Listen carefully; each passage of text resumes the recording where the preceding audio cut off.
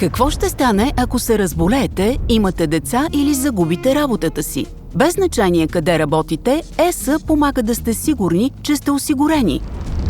Здравеопазването, семейните помощи и обезщетенията за безработица са част от вашите права на социални осигуровки като мобилен работник.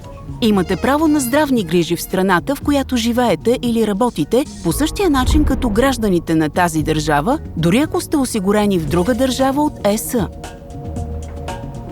Когато пътувате в чужбина, не забравяйте да носите валидна европейска здравна карта, известна като ЕЗОК, за да имате достъп до необходимите здравни грижи.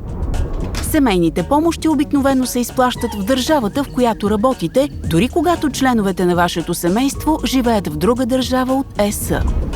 Ако семейството ви получава помощи от различни държави, правилата на ЕС определят коя държава плаща помощите и гарантират, че се изплаща възможно най-високата сума. Какво се случва, ако изгубите работата си? Обикновено имате право на обезщетение за безработица в държавата, в която сте работили последно.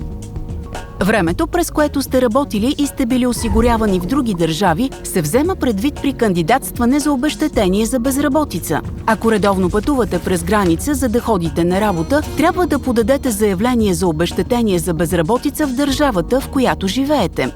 Можете също да вземете обезщетенията си за безработица за срок до 3 месеца, докато търсите работа в друга държава. Проверете къде да се регистрирате и да получите помощ, ако е необходимо. Правата на социални осигуровки пътуват с вас. За повече информация посетете уебсайта на ЕОТ.